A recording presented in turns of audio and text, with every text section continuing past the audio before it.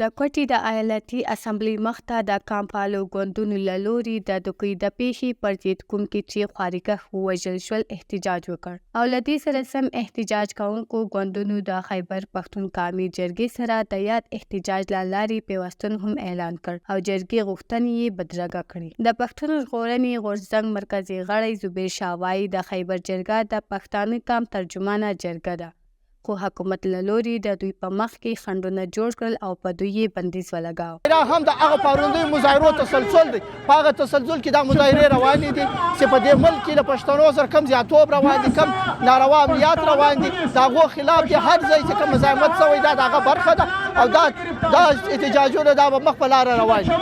او په دې نه پوهېږو پابندي یې په څه لګولې د پښتو تحفظ مومنټ خو یو پوره من پولیټیکل سیاسي انساني حقوق باندې یقین لرونکی عدم تشدد یقین لرونکی تنظیم دی. اوس یې ته په دې ملک کې په احتجاج باندې پابندي لګوي، په جلسه جلوس باندې پابندي لګوي، په ډیبیټ باندې پابندي لګوي، د ظلم خلاف په فریاد پابندي لګوي. نو موږ ته بیا دومره کمه لار پاته شوه، موږ به دومره کمې لار ته ځو چې ته زموږ غږ نه اورې، زموږ فریاد نه اورې، زموږ احتجاج نه منې، زموږ جلسه جلوس نه بیا نو سیاسي ورکر ته د ولس ته بله کمه لار د ریاست ورکوي. دا سوال موږ د دې ریاست دپاره پرېږدو. پابندیان یې په ماضي کې هم لګېدلي دي، اوس هم لګېدلي دي. د دغو خلاف قانوني جنګ هم موږ کوو، سیاسي جنګ به هم کوو او د خپل پښتونخوا د پښتونخوا عامې جرګې چې کومې پرېکړې دي هغه به تر مخه رسو، تر هغه پورې به ځو. احتجاج د پښتونخوا نیشنل عوامي ګوند، نیشنل جمهوریت غورځنګ، پښتون ژغورنې غورځنګ او د عوامي نیشنل ګوند مشرانو ویناوې وکړې. د نیشنل عوامي ګوند ایالتي عمومي سکریټري محمد کاکا وایي چې موږ تل سوله ییزه مبارزه کړې. نن هم موږ د دوکې په غمیزه راغونډ شوي یو. له حکومت نه غواړو چې په پیښه کې ککړ کسان ونیسي او محکمه یې کړي. پر پښتون وطن د یو ډېرې اوږدې مودې راهیسې د ترهګرۍ او د دهشتګردۍ چې کوم لړۍ روانه ده په کې یو ځل بیا تیزي راغلې ده. د سوات راواخې تر چمنه پورې په نننۍ هفته 10 ورځې مخکې که تاسو وګورئ چې په دوکۍ کې 23 د کویلې مزدوران په نقشه سلو هغه قتل کړل سو.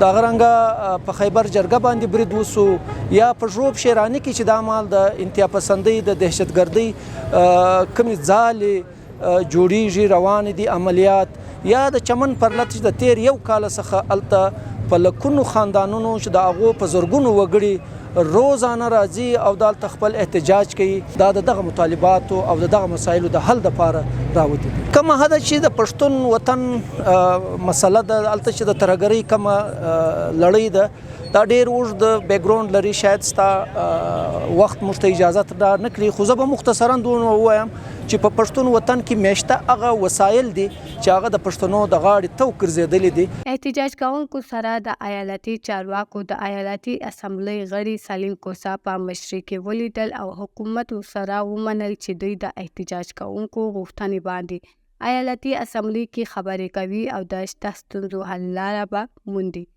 تنها ملاخیله پښتو جرنل کوټ.